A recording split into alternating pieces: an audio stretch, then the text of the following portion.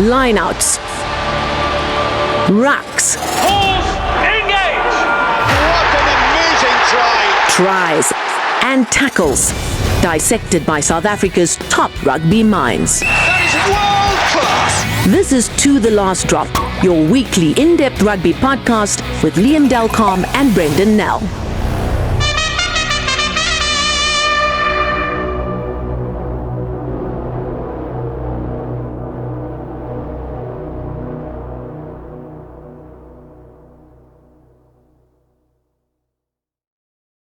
This is To The Last Drop. I'm Brendan Nell. And I'm Liam Delcom.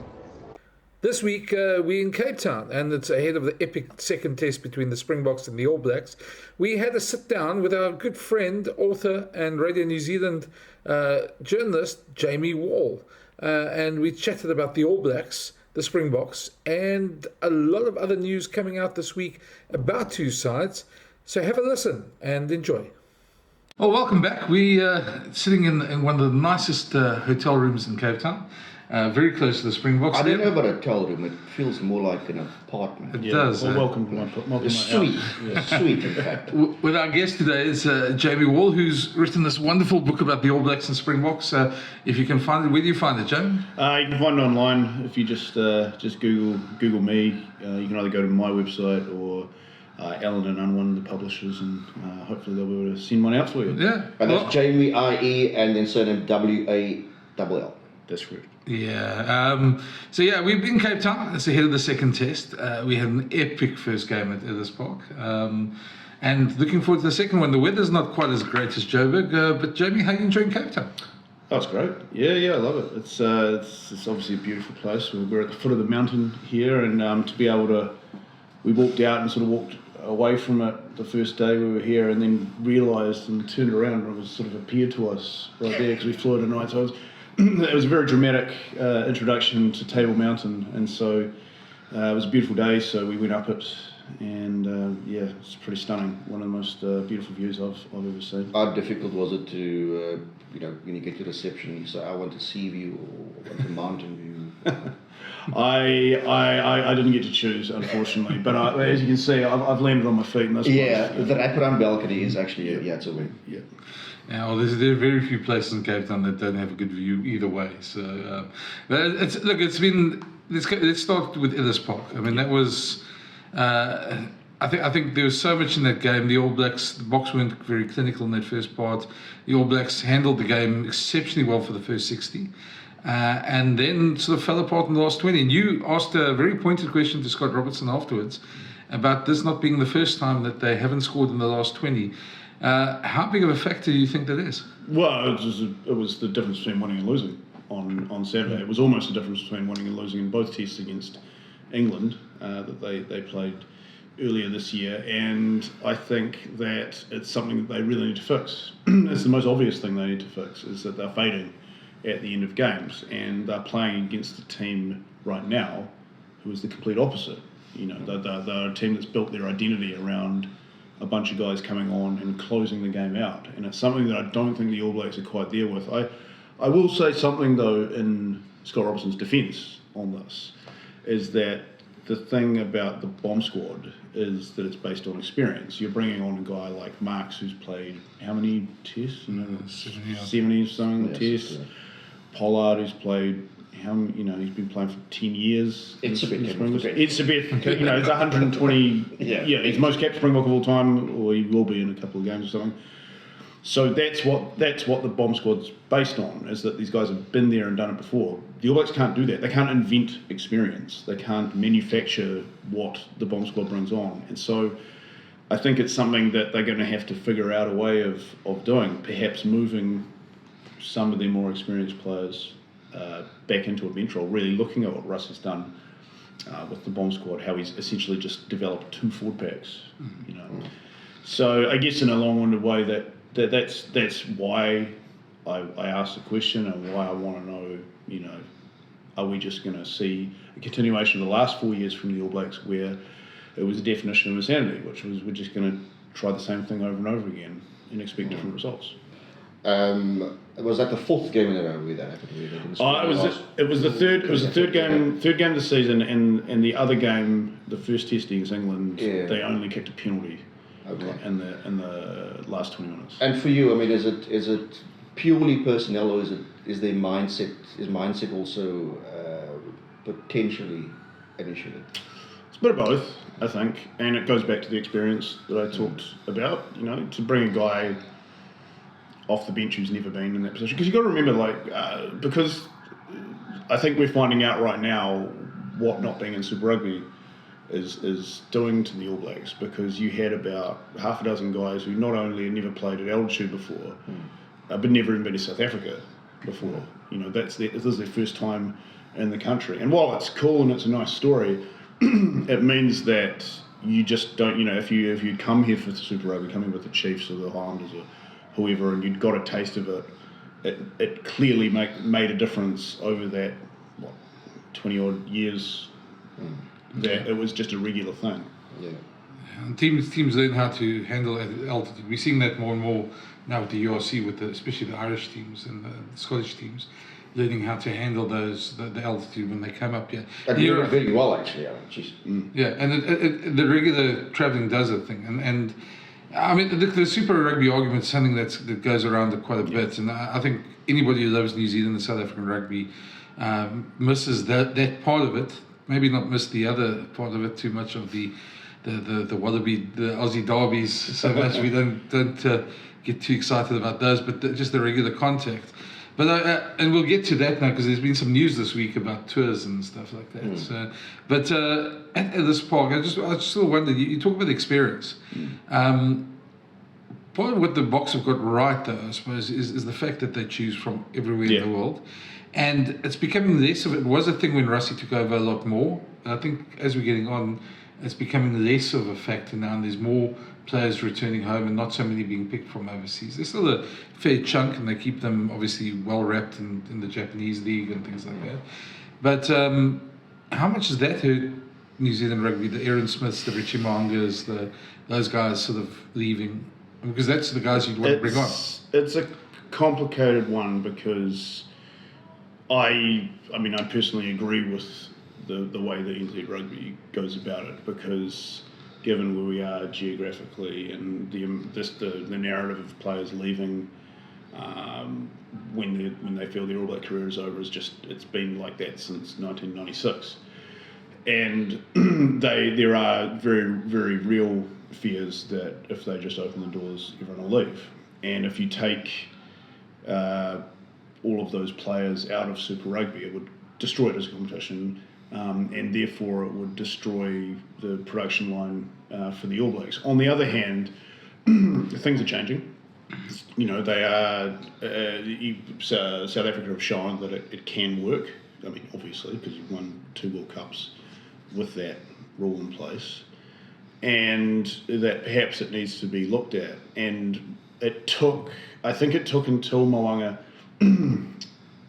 going overseas, sort of in his prime, and now he's seen as kind of the answer to the problems that the All Blacks have. Not that I think there's a massive problem, because losing the Springboks at Ellis Park is no shame. But it just sort of feels like if DMAC doesn't become this, like a solid starting 10 that you're trusting in, and that he's sort of one of the first names on the team sheet, then there's always going to be this narrative underlining about Mo'unga coming back. And to be perfectly honest, I think instead of changing the rules, they'll just make more of an effort to get him back into New Zealand, because it's going to benefit. I presume he'd go back to the Crusaders, and it'll benefit them because they need all the help they can get right now, and it'll help New Zealand rugby, because having him there is going to make everyone around him a better player as well. And sending him overseas is just going to do that for another country. And I think that's the thinking behind why they don't want players leaving. You mentioned McKenzie, and there's been a lot of chat around him. Do you think some of it is unfair, because it's almost as if unless he's a superstar, nothing below that is going to be good enough? Yeah, he's an interesting sort of story, because I think he falls into the kind of Carlos Spencer mould of a guy who I don't think the majority of the New Zealand public is ever going to like 100% trust, because his game plan is based on off the cuff play and just pulling something out in order to win the game. And I think he's a great player, but he kind of needs someone else in the back line to steady things. Whereas we just got so used to having like Dan Carter in there. And you got to remember that Mwanga was under a serious amount of scrutiny when he started as well. That people were saying that he was a very, very good Super Rugby player, but clearly not test capable. And then by the time he finished, he was, like you said, how could you possibly let this guy go? So I think that time is on D-Mac's side. Scott Robertson has really telegraphed the fact that he has faith in him and he's going to keep trusting him, like for this season. And then so by the end of the season, if he can just continue on and play consistently well to the end, we'll have the clear, the usual New Zealand rugby situation of, well, who was Richie Mwanga? Like, what have you done for me lately? Because we've got this guy now. It's just strange always how that works. And I mean, I think of myself, if you look at 2015, the difference between that exceptional, well, they were a really good team anyway, dominating between the World Cups. But that semi-final, there was one penalty that was overturned against the Springboks at a crucial time, and Dan got the one, and that was the difference between the World Cup and Saturday again. I mean, there was one yellow card that made the difference, and the Boks took advantage of that. So a lot of these times, I sometimes feel that fans, well, I suppose we all get it at times, the fans are very unfair at times with the players, and they're exceptional players. It's just sometimes. With coaches, we always say that sometimes just the environment's not right. Eddie Jones is a good example. Some places he's a genius, some places he's the villain, because just some things just don't work. Looking at Scott Robertson, he's coming with a hell of a CV in Super Rugby. And not to even mention his breakdancing skills. It's a pity breakdancing's not at the Olympics again now, because I think he could have probably officially been there. Well, I don't know. That's what we hear. So, but I think the Aussies probably broke it somehow. So, but the expectation of him, especially after a lot of time sitting here in South Africa, we felt that Ian Foster's greatest sin was the fact that he was Steve Hanson's assistant, and he was never a bad coach, but just that sort of automatic hatred towards him that started, and in a time where the All Blacks were also struggling, where Scott Robertson's had almost the opposite, that people have thought he's going to come in and just turn things around, and probably he's finding that it's not that easy, and I just want to go back to something Heineke May always used to say, is that, I mean, he was exceptionally successful at Super Rugby as well. And the first thing he said it was the worst shock for him going into international rugby, where you have a week to prepare a team, you have no control of your players the rest of the season, and you've got 12 weeks a year to just find that success. And I just wonder if that's maybe not catching Scott as well. Yeah, I think so. I think that he's definitely learning on the job, and that it's probably not as smooth a ride as we all kind of thought or hoped it was going to be. And I think that you can probably, if you watch some of the media appearances leading up to, and then sort of after the first test, and now leading up to now, that it's taking him a while to be comfortable with that part of the job as well, because it's the most high profile job in New Zealand, next to the Prime Minister, really, and he has to be the main character of the All Blacks, because that's just the way it is now with coaches. Like, we deal with big personality coaches now. And they have to be fronting, they have to be explaining, and I don't think he had to do that much at the Crusaders, because of course they won all the time. And so to be asked questions of like, well, why aren't you winning? What the hell happened in Wellington against Argentina? It was a new kind of concept for him. It's not something that he's used to.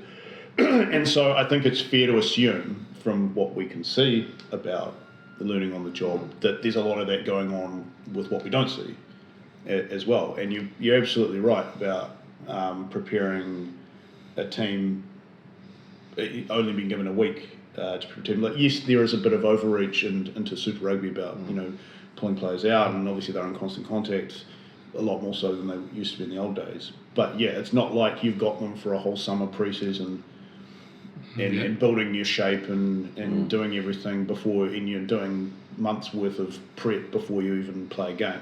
Yeah. It's not like that. It's like Test rugby is literally the deep end. And while he's treading water right now, he needs to start learning to swim.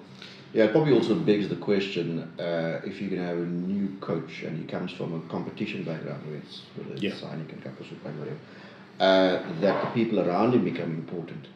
Are you comfortable that he's surrounded by people who can navigate these waters? I mean, that's like a massive talking point, because he just got rid of one of them the other week. An old mate. Oh, yeah, exactly. And I mean, that's an interesting story that I think we're going to hear both sides of it at some stage, but it's not going to be for a while.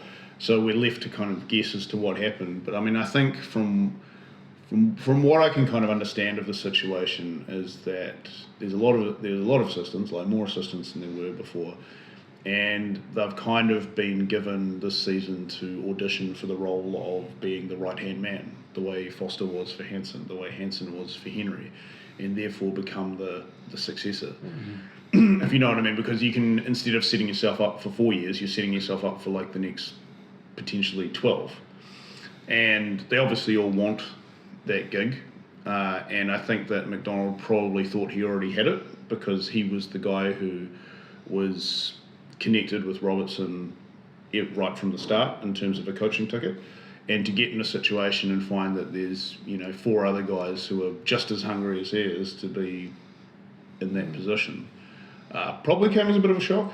I mean, this is my take on it. This is my opinion. But I think that if you're going to pick a bunch of guys who are all head coaches and then make them assistants, it's going to create a lot of tension. And it's not an entirely bad thing, because it's going to make you push each other to perform. But you need to get that chemistry right, those personalities right, in order for everything to be sort of moving in the same direction. So what would be considered success for Scott over the, I suppose, World Cup's going to be the ultimate thing that he's going to be judged on, but over the next sort of 12, 18 months? I mean, well, base level is retain the Bledisloe Cup, because you don't want to be the first guy to lose that in, was it 22 years? Yeah. So, I mean, that's probably the most important thing this year, because if that goes, then we're going to have to ask some really serious questions. I think that the record against, or like playing the Springboks here, like people obviously, because of the rivalry, because of the relationship between the two countries, it's like there's no shame in losing to the Springboks at Ellis Park.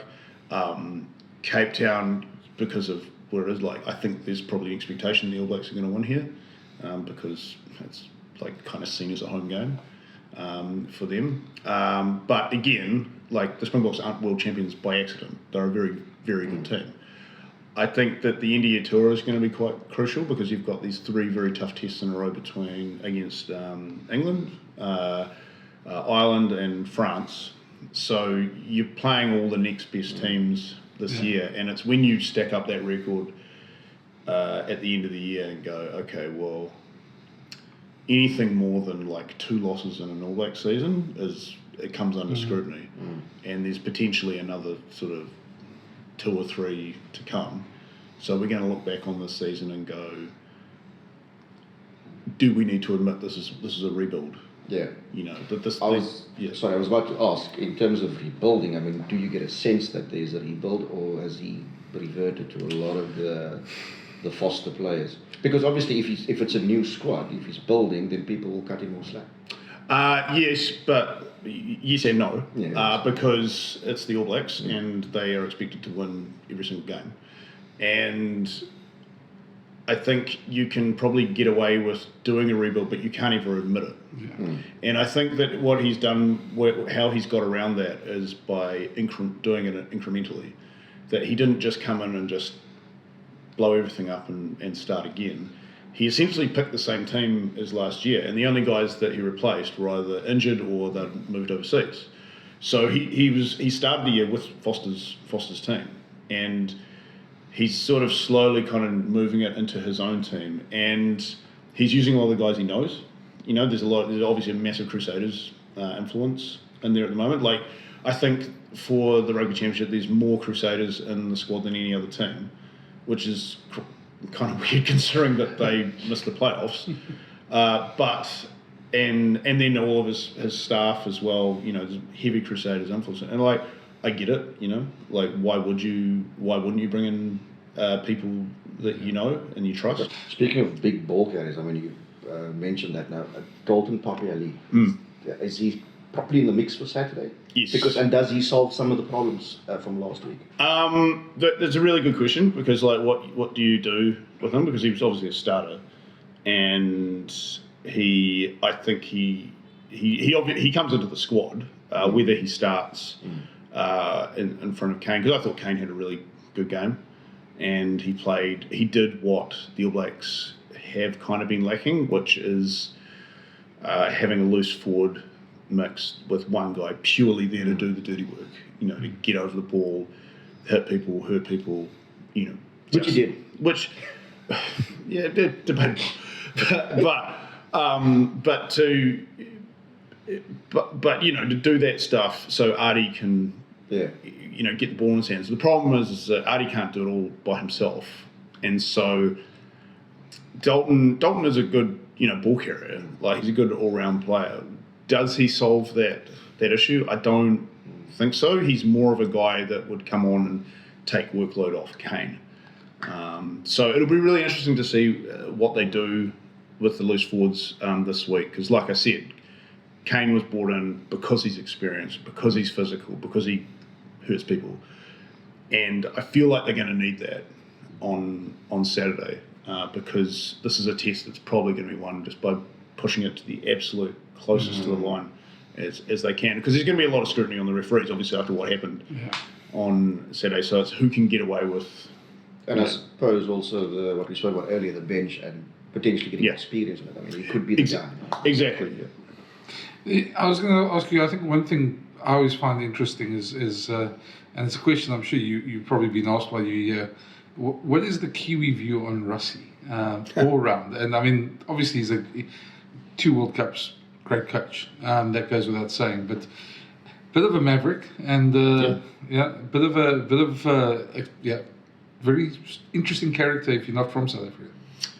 Yeah, I mean, I think he's an interesting character no matter where you're from. I think that the New Zealand view is that he's your version of Scott Robertson. He's a guy who just clearly thinks outside the box, and he you know, uses his personality to be the personality of the team that he's in charge of. I mean, I think he's very well respected, like, as a coach in New Zealand, because you can't argue with his record. He is seen as, I guess, probably a little bit sort of cunning, calculated in the things he says, and you know, he's the only coach that uses social media as well, which is really interesting for us. So it's all strategically as well. Yeah, exactly. You know, and it's all about reading between the lines. So I mean, I love that side of it. You know, because he sort of, every time he tweets, you sort of, oh, what does he mean? You know, oh, what's it? Is he talking about us? You know. But I think on the general view, like, obviously there's been some controversies this week about stuff that's been said, but yeah, like, if you're a winner, you're going to get respected in New Zealand, no matter where you're from. You know, Australian, English, Irish, whatever. If you've got the gold, then you're going to get the plaudits from New Zealanders, because that's the one currency that we trade in, is success. And of course, if you look at the rivalry, he's kind of the guy who's helped restore it, because it was going one way and then he... Absolutely, and it goes... I mean, also, there's this great narrative of him and Robertson who played against each other. You know, they're roughly the same age, and, you know, they were the same sort of type of player, even. There's a lot of similarities between the two. And now they're in charge of these two teams that both, you know, New Zealand rugby, South Africa rugby, and, like, fans all around the world. And it's really, really just come to the surface in this last couple of weeks. It's been fantastic being here for it, is that people really want this to be the biggest thing in rugby again, like it was back in the day, where this was seen as the World Heavyweight Championship of rugby, and you know, it was the World Cup before there was a World Cup, and people want that again, and they want the tours, and they want this to be the game at Eden Park, because it hasn't been for a long time. because NZ Rugby have been like, well, no, because the Bledisloe always fills it up. It's like, no. This is the one. We're going to put that record on the line against the best team in the world. But like the WBA, WBC, and then the IBF. Yeah, unifying the titles. There might be some Irish people who disagree with you, Liam. It's a war. It's a championship. Let's touch on the tours quickly. I mean, obviously that's the big news this week.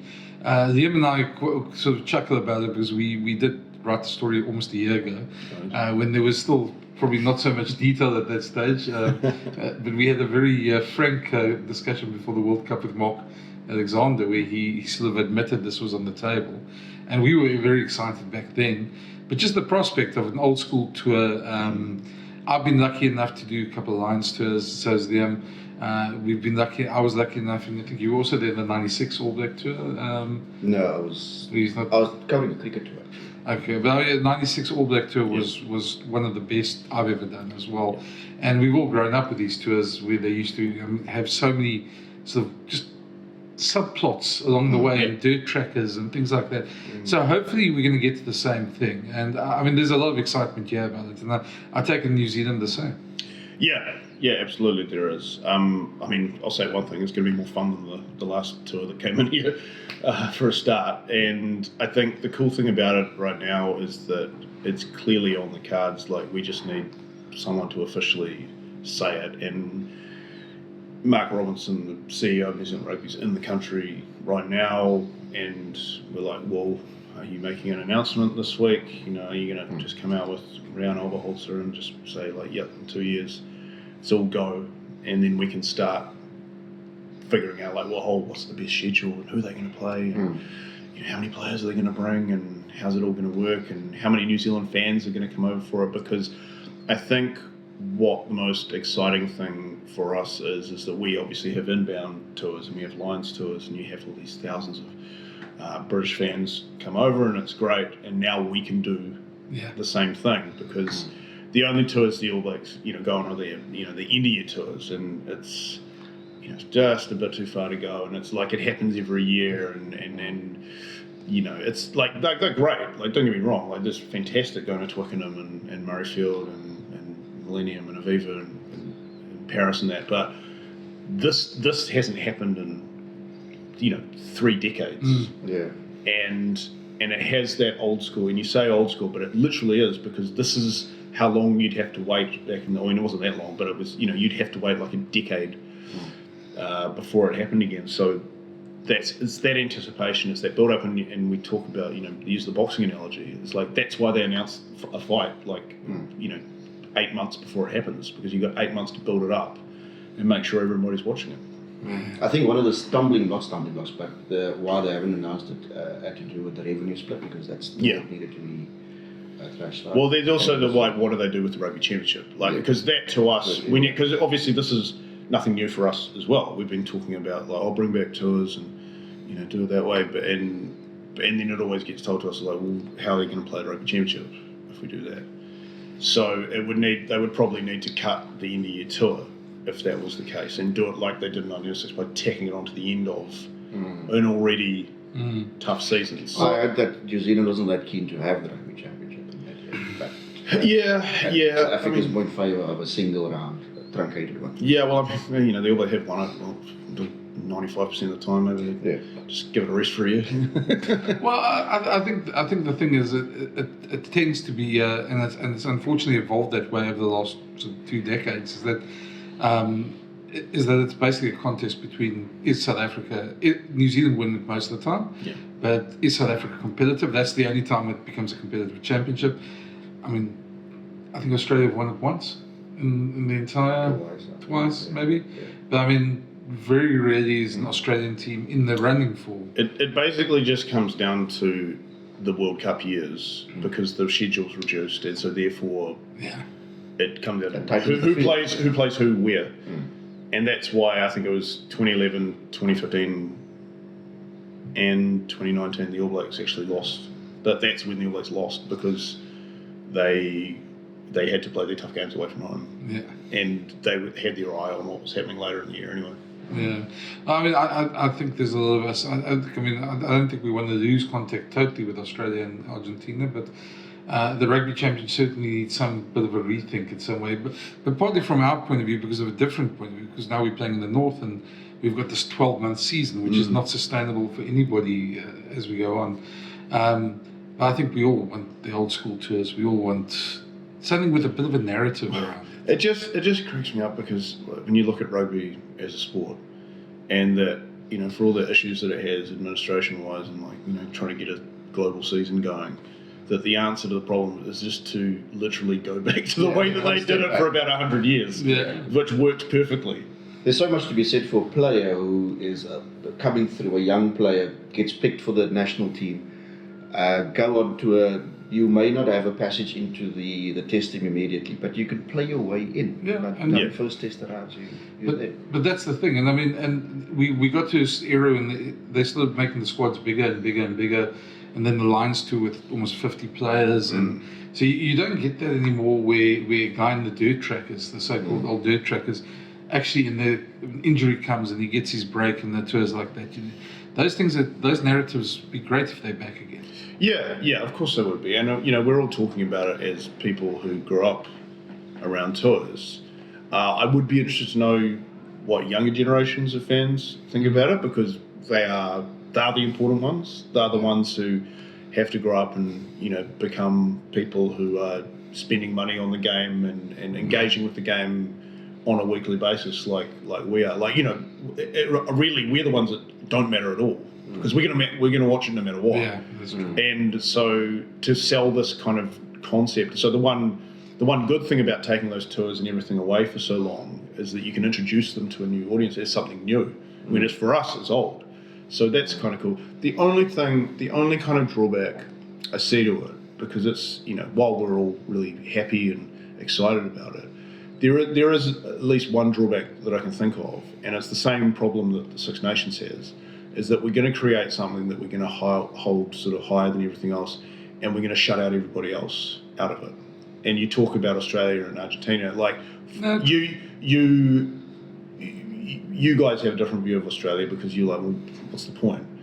For us, Australia is incredibly important. Yeah. Like we have to. There would be nothing better than if the Wallabies got good again. Yeah, they have to so give you a run. so we have but I mean the Bledisloe Cup already somehow is still like a massive draw in New Zealand. Like, it fills up Eden Park every time they play, even though everyone knows what's going to happen. But I think that's just New Zealand culture, because people just want to see New Zealand beating Australia. Well, I think if cricket's taught us anything, and the Test cricket is that you can't have 3 or 4 nations just controlling everything. Exactly. They're just going to kill the game eventually. So 100% that point, but that's what these guys have to figure out. I don't think it's a reason not to do the tours. And, absolutely not. But I think that just the issue with the Six Nations at the moment is, like, my view is that yes, it's great, and yes, they fill up these massive stadiums, and the tradition is there, and but it's as long as they're never going to think any bigger than that. Yeah. They're never going to bring Georgia in or something, because the people who are creaming off the top on that one are very happy with the way it is, and they don't want to share it with anyone else. And I don't want to see SA Rugby and NZ Rugby fall into that position where it's like, yeah, we're sweet, we're going to shut the door on anyone else. Different side of the same coin, South Africa and New Zealand will argue they've taken knocks financially over the last number of years. Correct. Being in a competition where Australia and Argentina maybe don't bring in the numbers. But I mean, that's just just to finish on that point though, is that I think that if the recent visit by Argentina taught us anything, is that fans need to get on board with the fact that they're a good team. You know, they are a consistently good team. The problem is that for about 20 years they saved their worst efforts against the All Blacks, and so whenever All Blacks would see the Pumas, that's a side that gave up after about 15 minutes. And there was about a run of when they came into the Rugby Championship, it took until about 2018 before they even had what could be called like an entertaining game against the All Blacks. And I think that mindset of New Zealanders, you know, because the Pumas have come to New Zealand now twice and won. They're actually really that's a very successful record. And what's that like who else has come to New Zealand won twice in 3 years? Yeah, I don't think the Box have even. The Box have drawn 1 and won 1. Yeah. So, yeah. I can't let you go, Jamie. My last question for the pod, and it's the one you know I was going to ask you, because it's the one that keeps Twitter busy every now and again. It's the elephant in the room, but let's address it, because somebody on Twitter will ask me, why didn't I ask that question? Are you Ben Smith? No, I'm not. I'm not, Brendan. I'm not. I've been over this. I was lucky enough to go to a braai last night at the foot of Devil's Peak with Mark Keohane and his family, and his son Ollie brought a few friends around, and every single one of them asked me that question, and I said I didn't realise it was actually that big a thing. I thought it was just some weirdos on Twitter that asked, but no, I'm not. I can give you some context around if you like. Yeah, good. So I know Ben. I've known Ben for a long time.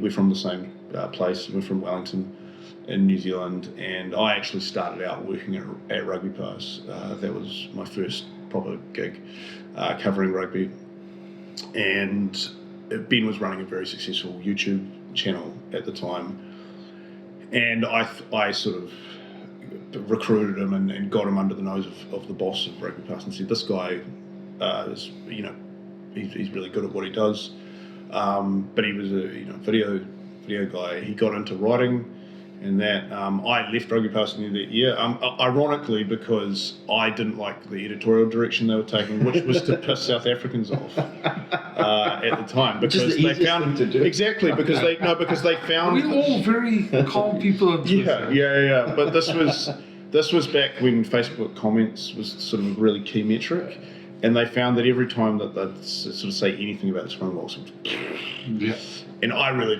I wasn't a big fan of that sort of thing. I didn't want to do that with my work, and so I just finished my contract and moved on to Radio New Zealand. But somebody else though. But Ben sort of picked up where I left off. So there is like a slight connection there, but I think it all started for Ben after the 2019 World Cup, where he wrote something that I think a lot of people in New Zealand actually, do agree with, which is that the All Blacks did the Springboks the biggest favour by beating them in the first game, because it sent them to the other side of the draw.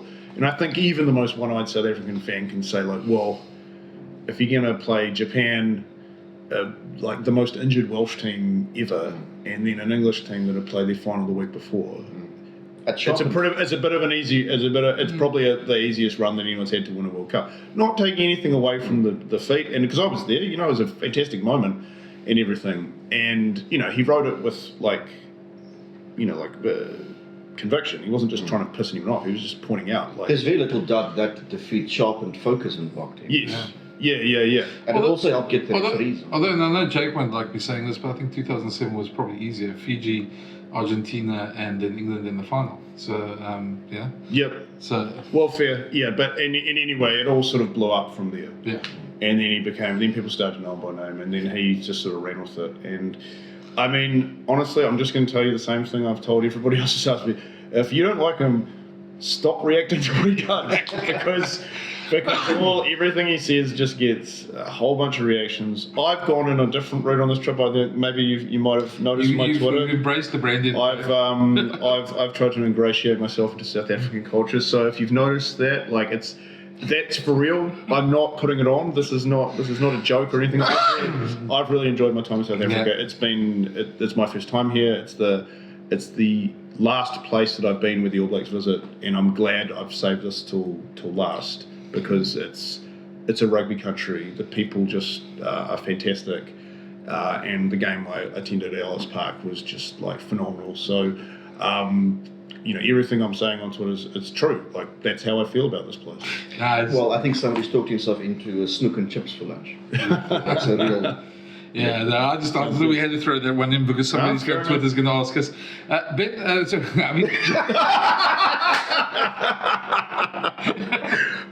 Thanks for joining us. Sorry, there's a Freudian slip. Anyway, but yeah, it's been great, and let's hope the game lives up to the hype for the Saturday. Yeah, I'm sure it will. Cheers. Thanks for listening. For the latest insights and rugby analysis each week, plus new episode alerts, please follow or subscribe to the series. Or find all episodes at jacarandafm.com or the Jackpot app. That is world class.